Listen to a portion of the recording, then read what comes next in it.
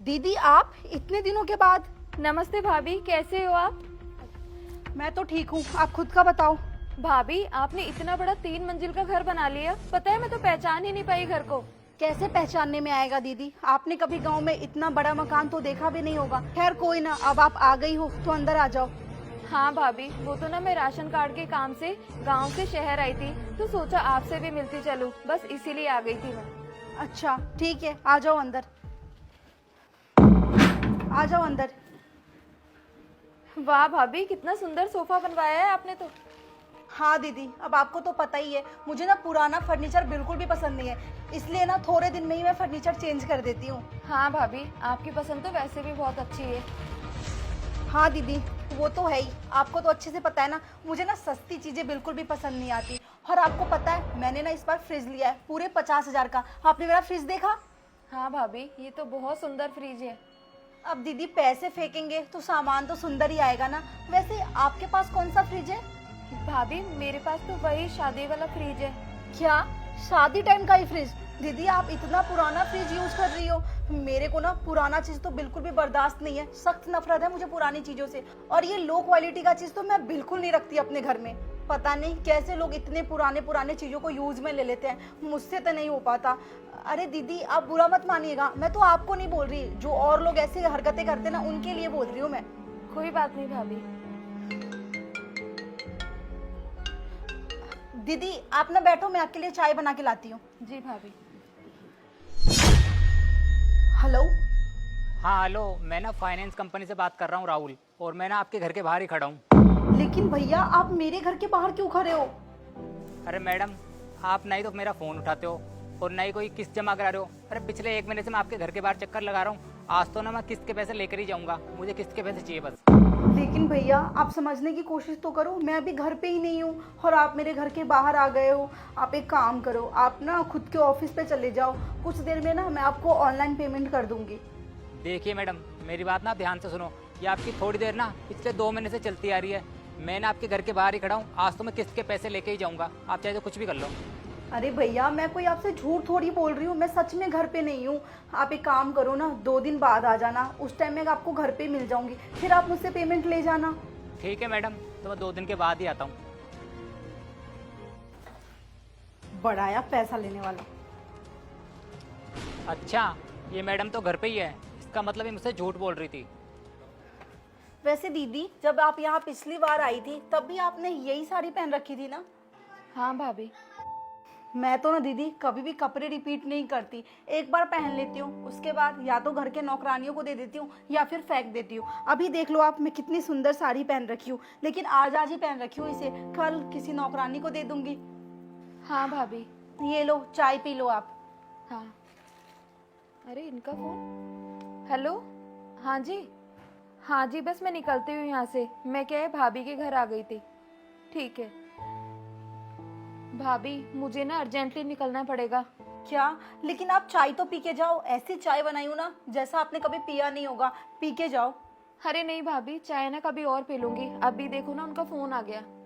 अरे दीदी क्या देखूं इस फोन में मैं, इस फोन में कुछ देखने के लायक है क्या? न जाने कब से आप ये ओल्ड मॉडल का फोन चला रही हो, स्क्रीन टूटा पड़ा है इसका, मैं तो ऐसे फोन को कभी हाथ भी ना लगाऊं और आप इसी फोन को अब तक यूज में ले रही हो। और वैसे भी आपके हस्बैंड जो आपको अभी बुला रहे हैं, कौन सा उनको किसी बिजनेस मीटिंग में जाना है? हाँ, घर में ही तो आपका छोटा सा फॉर्चूने की दुकान है, हाँ, वो भी आपके ससुर जी संभाल लेते हैं, फिर पता नहीं जिया जी को कहाँ जाना है जो आपको बुला रहे हैं, और आप तो शो ऑफ ऐसे कर रही हो जैसे आपके हस्बैंड कोई बड़े से बिजनेसमैन हो। अब खैर आपको जाना ही है तो चलो, मैं बाहर तक छोड़ देती हूँ। वैसे आप जाओगी तो ऑटो से ही ना दीदी? नहीं नहीं भाभी, ऑटो से नहीं जाऊंगी, बस ना सीधी वहीं जाती है तो बस से ही जाऊंगी मैं, ऑटो वाले ना ज्यादा किराया मांगते हैं। हाँ हाँ दीदी पता है मुझे, बस ना सीधा गांव के नुक्कड़ तक छोड़ेगी, और ऑटो वाले तो वहां तक लेके भी नहीं जाएंगे और ऊपर से किराया भी ज्यादा लेंगे। आप तो ना बस ही डिजर्व करती हो, आप बस से ही चली जाना। चलो मैं आपको बाहर तक छोड़ दूँ। ठीक है भाभी। वैसे सच कहूँ ना तो खुद की गाड़ी भी किस्मत वालों के पास ही होती है। आओ। ठीक है भाभी, जब भी आपको टाइम मिले ना आ जाना वहाँ पर। ठीक है दीदी, और आप ना मुझे पहुंच के फोन कर देना। जी भाभी। क्यों मैडम, आप तो बोल रहे थे आप तो घर में ही नहीं हो, फिर ये कहाँ से प्रकट हो गए? भाभी कौन है ये?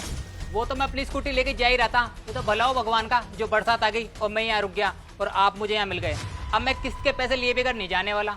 वो भैया मैं तो देखो मैडम, ये गोलीबाजी ना किसी और को देना, और आप जैसे लोग ना दिन भर 36 मिलते हैं मेरे को, और आपको क्या लगता है आप लोग लोन ले लोगे और किस्त नहीं चुकाओगे? तो ऐसा तो नहीं होने वाला, पैसे तो मैं लेकर ही जाऊंगा आज। अरे भैया, ये किस तरीके से बात कर रहे हो आप मेरी भाभी से? एक तो आप ना तमीज से बात करिए।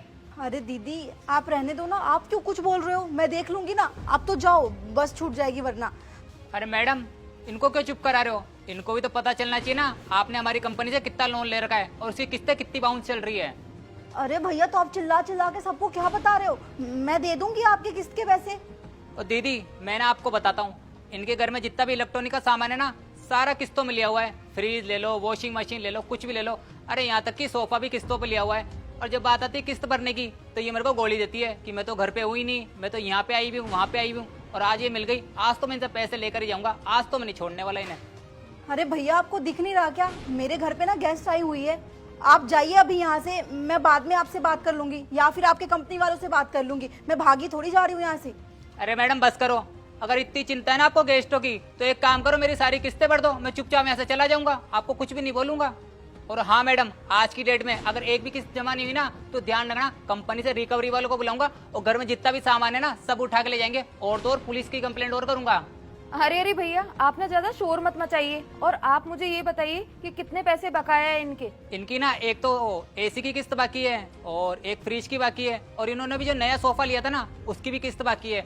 तो टोटल ना 30,000 रुपये हो गए, तो इनके 30,000 रुपये बकाया चल रहे हैं। भैया एक काम करिए, आप ना अपना स्कैनर दिखाइए। ठीक है मैडम, मैं दिखाता हूँ आपको स्कैनर।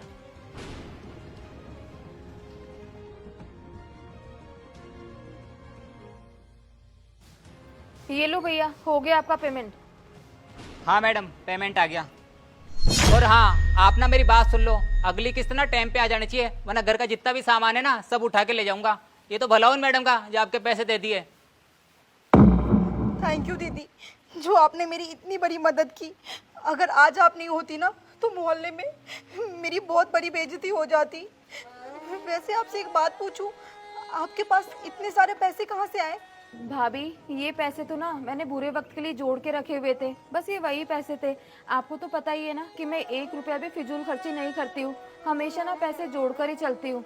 और आपकी ननद होने के नाते आज मैं बस आपसे इतना ही बोलना चाहूँगी कि भाभी, आप ना थोड़ा घर को देख कर चलिए, ये फिजूल खर्ची करना ना बंद कर दीजिए, क्योंकि आपकी भी एक गुड़िया है और आगे भविष्य में पता नहीं कैसा दिन आ जाए कैसा नहीं है। तो आप ना थोड़े पैसे कम खर्च किया करो भाभी, और थोड़े ना पैसे सेव करा करो।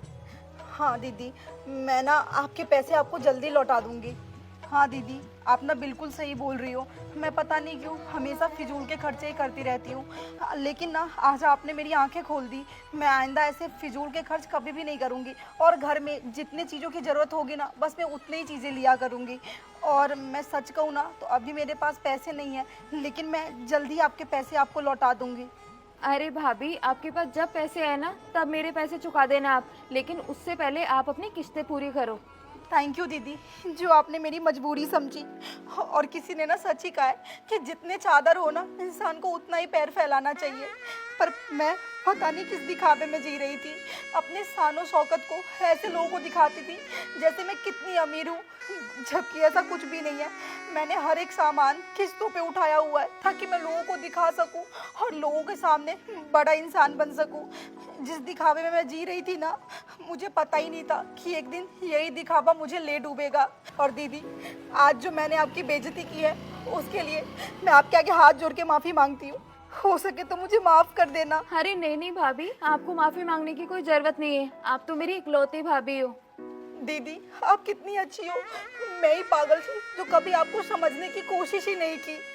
सच कहते हैं लोग, बुरे वक्त में ना अपने ही अपनों के काम आते हैं। हाँ भाभी, अब मैं चलती हूँ।